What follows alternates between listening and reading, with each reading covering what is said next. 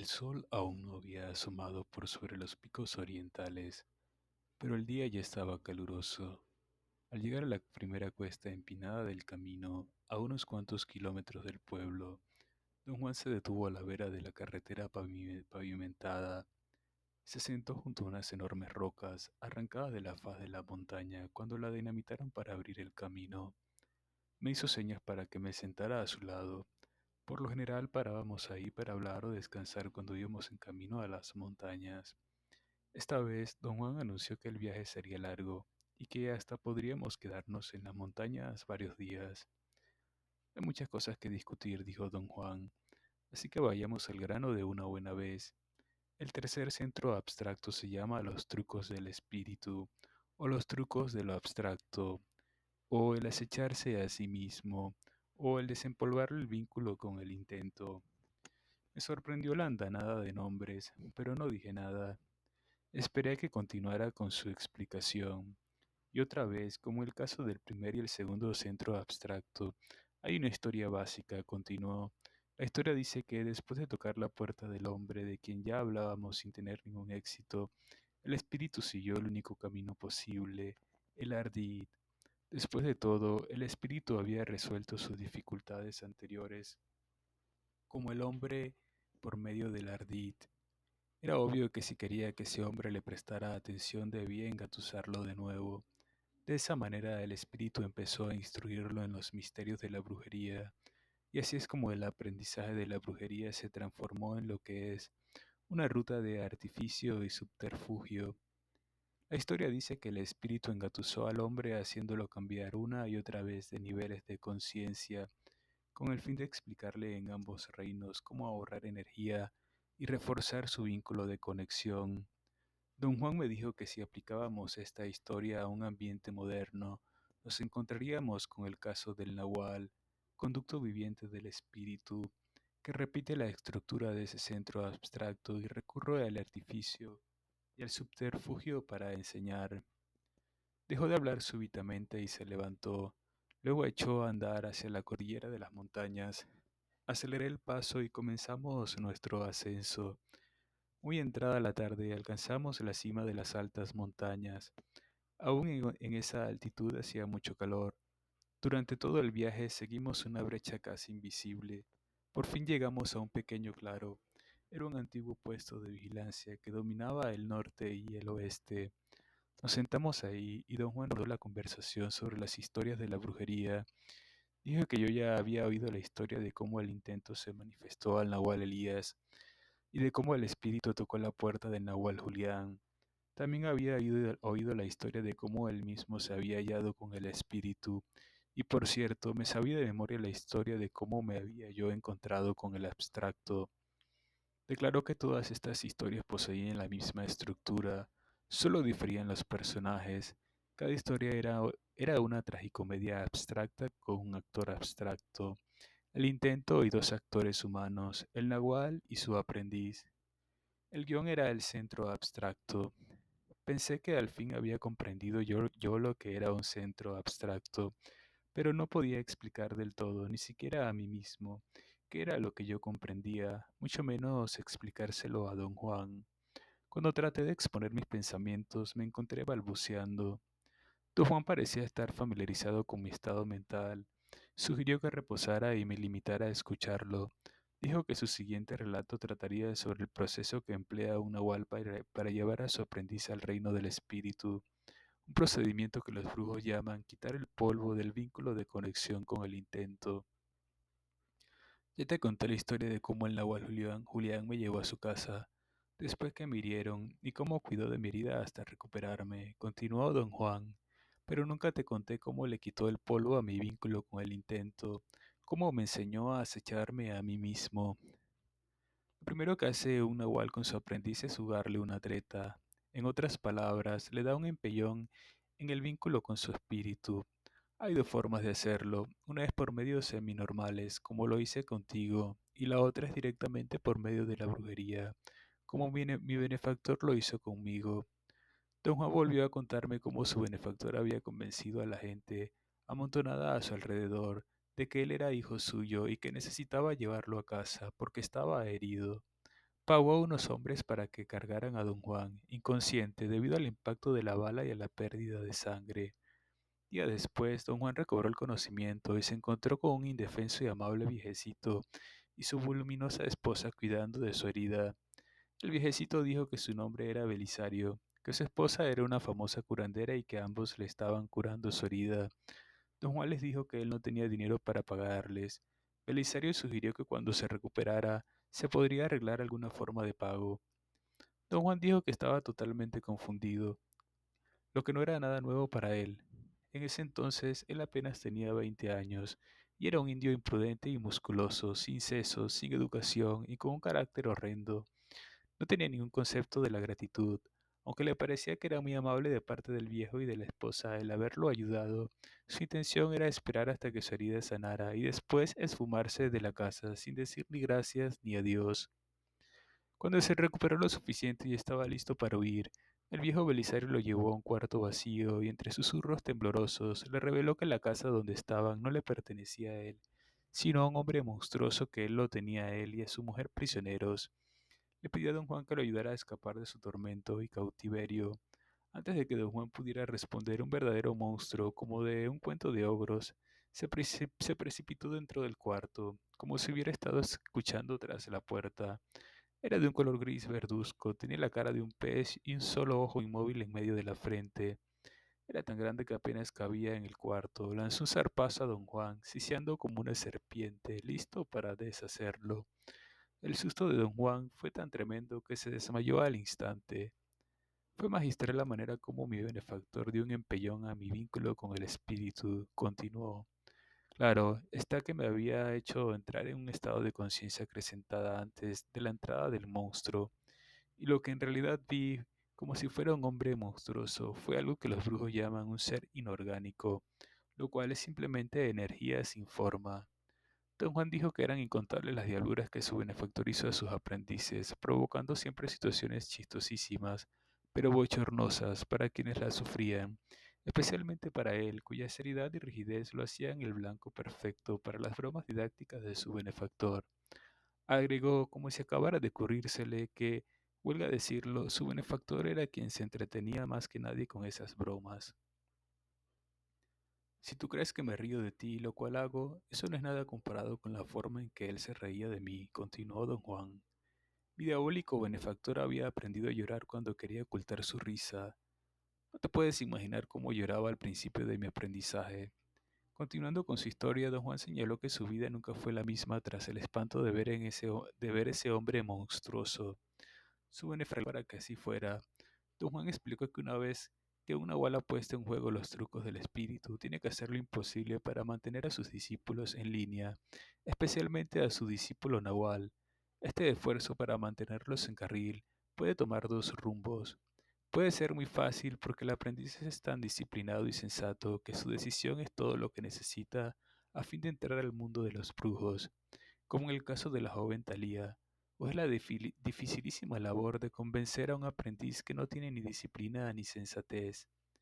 Me aseguró que en su caso, debido a que era un campesino sin prudencia o freno alguno y sin un solo pensamiento en la cabeza, el proceso de mantenerlo en línea adquirió proporciones grotescas. Poco después del primer empellón, su benefactor le propinó un segundo empellón. Al mostrar a don Juan su habilidad para transformarse, un día cambió de apariencia y se volvió un hombre joven. Don Juan fue incapaz de concebir esta transformación de otra manera que no fuera un ejemplo del arte de un actor consumado. ¿Cómo lograba esos cambios?, pregunté. Él era las dos cosas, mago y artista, replicó don Juan. Su magia, su magia consistía en transformarse al mover su punto de encaje a la posición que le proporcionaría exactamente el cambio que él deseara, y su arte era la perfección de sus transformaciones. No entiendo muy bien lo que me está usted diciendo, dije. Don Juan explicó que la percepción es como la bisagra de todo lo que el hombre es y hace, y que la percepción está regida por la ubicación del punto de encaje. Por lo tanto, si el punto de encaje cambia de posición, la percepción del mundo cambia de acuerdo con ella. Es el cambio de percepción lo que trae el cambio de apariencia. El brujo que sabe exactamente dónde poner su punto de encaje puede transformarse en lo que quisiera. La pericia del Nahual Julián para mover su punto de encaje era tal que podía efectuar las transformaciones más sutiles, continuó don Juan. El que un brujo se transforme en cuervo, por ejemplo, es definitivamente una gran hazaña, pero requiere un enorme y por lo tanto tosco movimiento del punto de encaje. Pero transformarse en un hombre gordo o en un hombre viejo es algo que requiere el movimiento más sutil del punto de encaje, el conocimiento más sagaz de la naturaleza humana. Preferiría no pensar o hablar de esas cosas como si fueran hechos, dije. Don Juan rió como si yo hubiera dicho algo chistosísimo. ¿Cuál era la razón de las transformaciones de su benefactor? Pregunté. Lo hacía para divertirse. No seas estúpido. Los guerreros no hacen nada solo para divertirse, respondió. Las transformaciones de mi benefactor eran estratégicas, didácticas por la necesidad, como el caso de su transformación de viejo a joven. De vez en cuando esas transformaciones tenían consecuencias divertidísimas, pero eso es otro asunto. Recordé que yo le había preguntado anteriormente de dónde aprendió su benefactor a efectuar esas transformaciones y que él me había dicho que su benefactor tuvo un maestro, pero no me dijo quién. Le enseñó ese misterioso brujo que está bajo nuestra tutela, replicó don Juan lacónicamente. ¿Quién es ese misterioso brujo? Pregunté. El desafiante de la muerte, dijo, y me miró con aire interrogante. El desafiante de la muerte era un personaje muy vívido para todos los brujos del grupo de don Juan. Según ellos, el desafiante de la muerte era un brujo que tenía siglos de edad. Había logrado sobrevivir hasta el presente gracias a su habilidad de mover su punto de encaje. Lo movía de una manera específica dentro de su campo de energía total, a ubicaciones también específicas. Don Juan me había contado a sí mismo acerca de un acuerdo al que llegaron siglos atrás los videntes de su linaje y el desafiante de la muerte, un acuerdo en virtud del cual el desafiante les proporcionaba dones a cambio de energía vital. Debido a este acuerdo lo tenían bajo su tutela y lo llamaban el inquilino.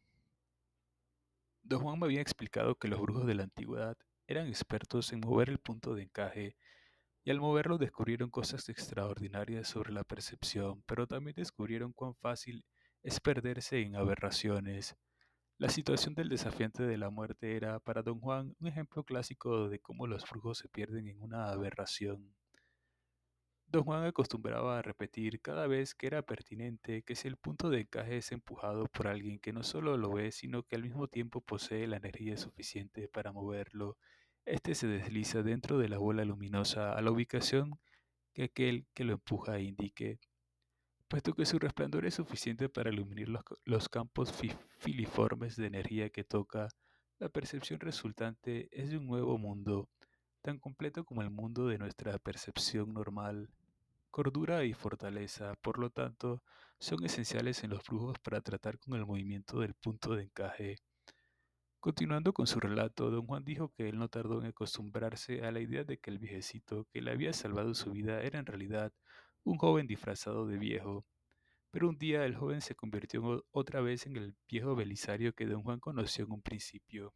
Él y su mujer, con gran prisa, empacaron sus cosas y se prepararon para partir. Antes de que don Juan pudiera hablarles, aparecieron de repente dos hombres sonrientes con un tiro de mulas y cargaron todo. Don Juan rió, saboreando su historia. Dijo que mientras los arrieros cargaban las mulas, Belisario se la llevó a un lado y le hizo notar que él y su esposa estaban disfrazados otra vez. Él era de nuevo un viejo y su bella mujer era nuevamente una india irascible y gorda. Yo era un estúpido y estaba en la edad en que solo lo obvio tiene valor, continuó don Juan.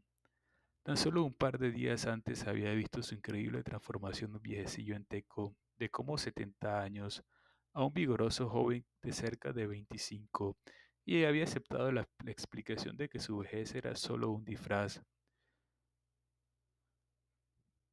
Su mujer también cambió de una vieja acrimoniosa y gorda a una joven bella y esbelta. Por supuesto, por supuesto, la mujer no se transformó como mi benefactor. Él sencillamente cambió mujeres, escondió a la vieja gorda y sacó a la hermosa. Claro está que me pude haber dado cuenta en ese entonces en todas esas maniobras.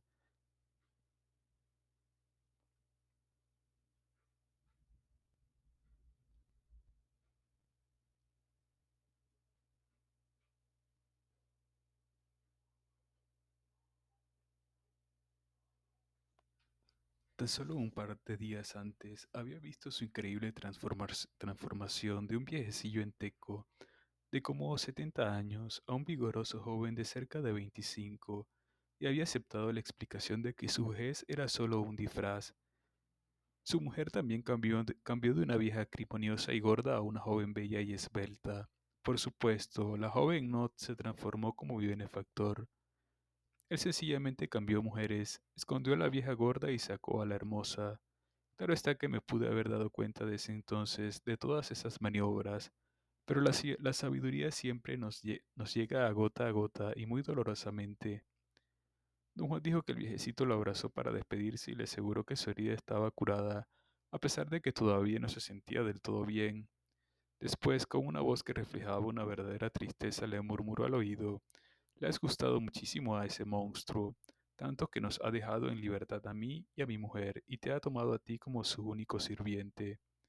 Me hubiera reído de él, dijo don Juan, de no ser por unos espantosos gruñidos de animal y un ensordecedor traqueteo de objetos que provenía de las habitaciones del monstruo. Los ojos de don Juan brillaban de deleite. Yo quería permanecer serio, pero no podía contener la risa. Belisario, consciente del estado de pavor de don Juan, se disculpó repetidas veces por el giro del destino que lo había liberado a él y había hecho prisionero a don Juan. Chasqueó la lengua en señal de disgusto y maldijo al monstruo. Con lágrimas en los ojos, enumeró todos los quehaceres que el monstruo exigía todos los días, y cuando don Juan protestó, Belisario le confió en voz baja que no había forma de escapar, porque el monstruo además era un brujo sin par. Don Juan le rogó a Belisario que le recomendara qué hacer, y Belisario le dio una larga explicación sobre el hecho de que los planes solo sirven para lidiar con seres humanos comunes y corrientes. En el contexto humano, por lo tanto, podemos conspirar y planear, y dependiendo de la suerte, aparte de nuestra astucia y dedicación, podemos triunfar. Pero ante lo desconocido, específicamente en la situación de don Juan, la única esperanza de sobrevivir consistía en aceptar y comprender.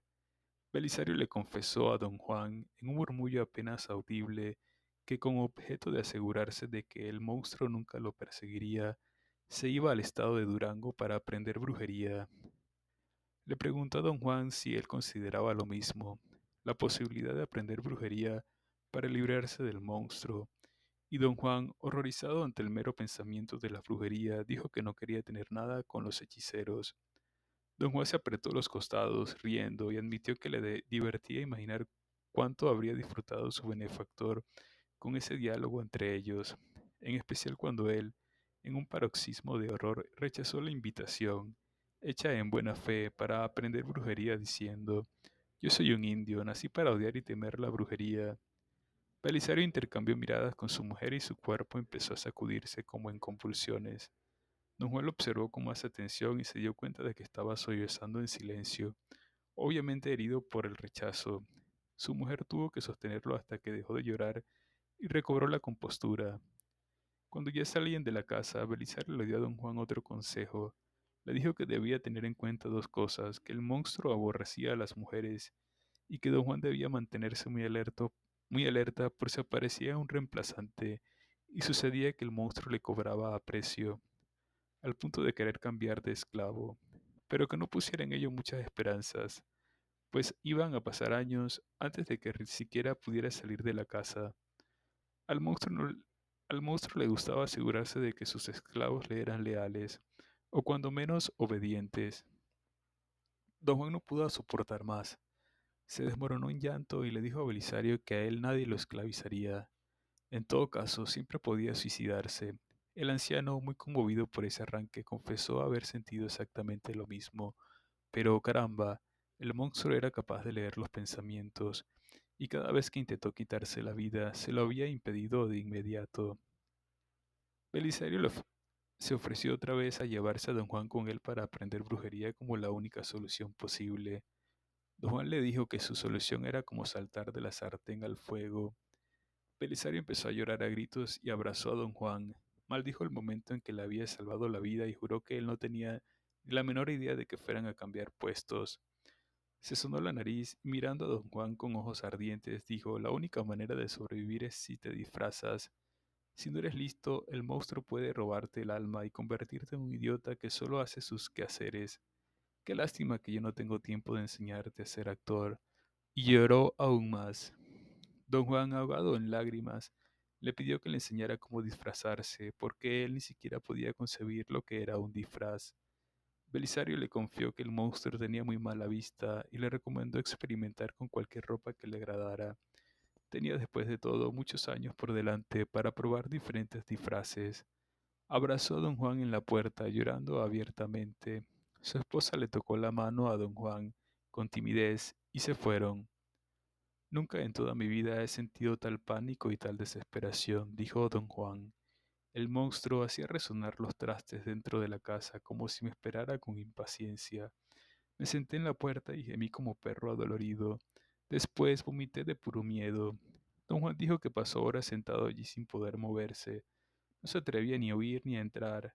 No es, no es exageración decir que estaba al borde de la muerte cuando vio a Belisario moviendo los brazos, tratando frenéticamente de llamarle la atención desde el otro lado de la calle. El solo verlo ahí brindó a don Juan un instantáneo alivio.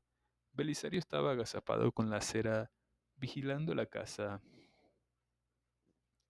Le hizo señas a don Juan para que se estuviera quieto.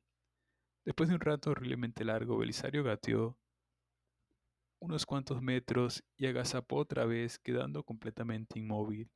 Así, arrastrándose de esa manera, avanzó hasta llegar al lado de don Juan. Le llevó horas hacer eso. Mucha gente pasó por la calle, pero nadie pareció notar la desesperación de don Juan o las maniobras del viejo. Cuando por fin Belisario llegó a su lado, le susurró que no se había sentido bien al dejarlo como perro atado a un poste. Su esposa no estaba de acuerdo, pero él había regresado para rescatarlo. Después de todo, gracias a don Juan, él había ganado su libertad. Le preguntó a don Juan en un susurro, pero con gran fuerza, si estaba dispuesto a hacer cualquier cosa por salir del atolladero, y don Juan le aseguró que él era capaz de todo. De la manera más cautelosa, Belisario le tendió un atado de ropa. Luego delineó su plan. Don Juan debía ir a la ala de la casa más alejada de las habitaciones del monstruo y cambiarse lentamente de ropa, comenzando por quitarse el sombrero y dejando los zapatos para el último. Tenía después que poner toda su ropa en un armazón de madera, una estructura tipo maniquí que debía construir rápidamente, tan pronto estuviera dentro de la casa. El siguiente paso consistía en que don Juan se pusiera el único disfraz que engañaría al monstruo, las ropas en el paquete. Don Juan corrió al interior de la casa y preparó todo. Construyó una especie de espantapájaros con los palos que encontró en el patio. Luego se quitó la ropa y la colocó en el armazón. Pero al abrir el paquete se llevó la sorpresa de su vida. El paquete contenía ropas de mujer. Me sentí más que estúpido, dijo don Juan, y estaba a punto de ponerme mi propia ropa otra vez, cuando escuché los gruñidos inhumanos de ese hombre monstruoso. Yo estaba perdido, me habían criado en realidad para despreciar a las mujeres y para creer que la única función de la mujer es cuidar al hombre. Ponerme ropas de mujer era para mí tanto como convertirme en mujer, pero mi miedo era tan intenso que cerré los ojos y me puse la pinche ropa. Miré a don Juan imaginándolo con ropas femeninas. La imagen era tan ridícula que estallé en carcajadas. Según contó don Juan, cuando el viejo Belisario, que lo esperaba en la acera de enfrente, lo vio con ese disfraz, comenzó a llorar sin control. Sollozando así, guió a don Juan hasta las afueras del pueblo, donde su mujer estaba esperando junto con con los dos arrieros. Uno de ellos, muy atrevidamente, le preguntó a Belisario si estaba robándose a esa muchacha tan rara para venderla a un prostíbulo. El viejo lloró tanto que parecía estar a punto de desmayarse. Los arrieros no sabían qué hacer con las lágrimas del viejo, pero la esposa, en lugar de apiadarse de don Juan o del pobre viejo, comenzó a carcajearse a su vez, sin que don Juan pudiera comprender la razón. El grupo inició el viaje en la oscuridad por caminos poco transitados, con rumbo al norte. Belisario no habló mucho, parecía estar asustado y a la espera de dificultades. Su esposa peleaba con él constantemente y se quejaba de que ponían su libertad en peligro al llevarse a don Juan con ellos. Belisario le dio órdenes estrictas de no volver a mencionar el asunto, por miedo a que los arrieros descubrieran el disfraz de don Juan. Aconsejó a don Juan que mientras no supiera portarse convincentemente como mujer, actuara como una persona un poquito tocada de la cabeza. En pocos días, el miedo de don Juan había disminuido bastante. De hecho, se sentía con tanta confianza que ni siquiera recordaba haber tenido miedo. De no haber sido por la ropa que vestía, hubiera podido considerar toda la experiencia como un mal sueño. Don Juan me aclaró que usar ropas de mujer bajo esas condiciones le produjo una serie de cambios drásticos. La esposa de Belisario lo instruyó con verdadera seriedad en todo lo que corresponde a una mujer. Don Juan le ayudaba a cocinar, a lavar la ropa y a juntar leña. Belisario le rasuró la cabeza y le untó una medicina de olor muy fuerte y desagradable diciendo a los arrieros que la chica estaba llena de piojos. Don Juan dijo que como era lampiño no le fue difícil pasar por mujer, pero se sentía asqueado consigo mismo, con toda esa gente y sobre todo con su destino. El acabar usando ropas femeninas y haciendo labores de mujer era más de lo que él podía soportar. Un día explotó, los arrieros fueron la gota que desbordaría el vaso. Esperaban y exigían que esa muchacha tan rara les sirviera y los entretuviera como una esclava. Además, lo obligaban a estar siempre en guardia, porque considerándolo mujer, le hacían proposiciones deshonestas en cada oportunidad que tenían. Me sentí impulsado a hacerle una pregunta. ¿Estaban los arrieros en complicidad con su benefactor? Pregunté. No, replicó y comenzó a reír a carcajadas. Eran dos simpáticos muchachos que habían caído momentáneamente bajo su hechizo. Él había alquilado sus mulas para cargar sus plantas medicinales y llevarlas a Durango, pero les dijo que les pagaría muy bien si lo ayudaban a secuestrar a una joven. La única cómplice era la bella y esbelta mujer que se intercambiaba con la india gorda. La naturaleza y el alcance de los actos del Nahual Julián me dejaron atónito. Me imaginé a don Juan rechazando las proposiciones amorosas y lloraba de risa. Don Juan continuó con su relato. Dijo que el día que explotó se enfrentó al viejo con severidad y le anuncié que la farsa había durado bastante y que los arrieros no lo dejaban en paz con sus insinuaciones soeces. Belisario, sin inmutarse, le aconsejó ser más comprensivo porque ya se sabe que los hombres siempre serán hombres y se echó a llorar a gritos, desconcertando a don Juan por completo al punto de hacerlo defender furiosamente a las mujeres. Se había apasionado tanto con la condición de la mujer que se asustó a sí mismo. Le dijo a Belisario que de seguir así terminaría peor que si hubiera quedado de esclavo del monstruo. Su desconcierto creció aún más cuando el viejo Belisario, llorando sin control, murmuró idioteces, que la vida era linda, que el poquito precio que teníamos que pagar por ella era una ganga, y que el monstruo podía devorarle el alma a don Juan si siquiera permitirle suicidarse. Coquetea con los arrieros, le aconsejó a don Juan en un tono conciliatorio. Son campesinos primitivos. Todo lo que quieren es jugar. Así que dales un empujoncito tú también cuando te lo den a ti. Deja que te toquen la pierna, ¿qué te cuesta? Y siguió llorando a lágrima viva. Don Juan le preguntó por qué lloraba así. Porque tú eres perfecto para todo eso, respondió, mientras su cuerpo se retorcía con la fuerza de su llanto. Don Juan le agradeció a Belisario por todas las molestias que se había tomado por él, añadiendo que ya se sentía salvo y que quería marcharse. El arte del acecho es aprender todas las singularidades de tu disfraz, dijo Belisario, sin prestar atención a lo que don Juan le estaba diciendo, y aprenderlas también que nadie podría descubrir que estás disfrazado. Para hacer eso necesitas ser despiadado, astuto, paciente y simpático. Don Juan no tenía idea de lo que Belisario estaba hablando. En lugar de averiguarlo, le pidió ropas de hombre. Belisario se mostró muy comprensivo. Le dio a don Juan algunas ropas viejas y unos cuantos pesos de regalo. Le prometió que su disfraz siempre estaría ahí, disponible y en caso de necesitarlo. Nuevamente lo instó con vehemencia para que se fuera a Durango con él a aprender brujería y así librarse del monstruo de una vez por todas. Don Juan le dio las gracias, pero se rehusó. Sin decir palabra, Belisario se despidió dándole fuertes palmadas en la espalda y repetidas veces. Don Juan cambió de ropa y le pidió a Belisario que le indicara el camino. Este le respondió que el rumbo de la senda era hacia el norte y si la seguía tarde o temprano llegaría al pueblo siguiente. Agregó que a lo mejor se volvía a cruzar en el camino ya que todas llevaban en la misma dirección, a que los alejara del monstruo. Libre al fin, don Juan se alejó lo más rápidamente que pudo. Debió haber caminado 2 o 3 kilómetros antes de encontrar señales de gente. Sabía que había un pueblo en las cercanías y pensó en que quizás podría conseguir trabajo ahí en tanto decidía a dónde ir. Se sentó a descansar por un momento, anticipando las dificultades que normalmente encontraría cualquier forastero en un pueblo apartado.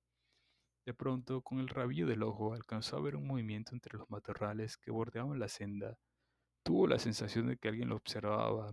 Se aterrorizó tanto que saltó y empezó a correr en dirección al pueblo, pero el monstruo salió al frente y arremetió contra él, tratando de aferrarlo por el cuello. Falló un par de centímetros. Don Juan gritaba como nunca había gritado jamás. Sin embargo, tuvo suficiente control como para girar en redondo y correr de regreso en busca de Belisario.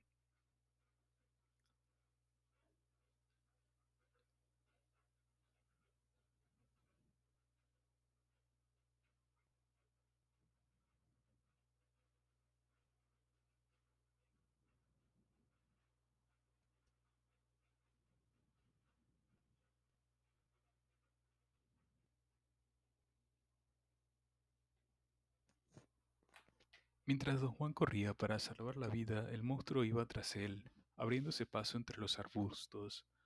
A solo unos cuantos metros de distancia, don Juan dijo que nunca en su existencia había oído un ruido más pavoroso. Por fin vio a las mulas moviéndose con lentitud en la distancia y gritó pidiendo auxilio. Belisario, al reconocerlo, corrió hacia él, desplegando evidente terror. Arrojó el paquete de ropa de mujer y gritó: «Corre como vieja, tonto». Don Juan admitió no saber cómo tuvo la presencia de ánimo necesaria para correr a la manera de las mujeres, pero lo hizo. El monstruo dejó de perseguirlo. Belisario le indicó que se cambiara apresuradamente mientras él mantenía al monstruo a raya. Sin mirar a nadie, don Juan se unió a la mujer de Belisario y a los sonrientes arrieros, quienes evidentemente nunca se dieron cuenta de que la chica rara era hombre. Nadie dijo una palabra durante días. Por fin, Belisario le habló a don Juan y comenzó a darle lecciones diarias de cómo se comportan las mujeres. Le dijo que las mujeres indias eran prácticas y que iban directamente al grano, pero que también eran muy tímidas y siempre que se sentían acosadas mostraban las señales físicas del miedo en sus ojos huidizos, en sus bocas apretadas y en las dilatadas aletas de la nariz. Todas estas señales iban acompañadas de una terrible obstinación, una testarudez de mula seguida por una risa tímida. Belisario hizo que don Juan practicara esa conducta femenina en cada pueblo por donde pasaba. Don Juan estaba sinceramente convencido que le estaba enseñando a ser actor. Belisario insistía en que le estaba enseñando el arte del acecho.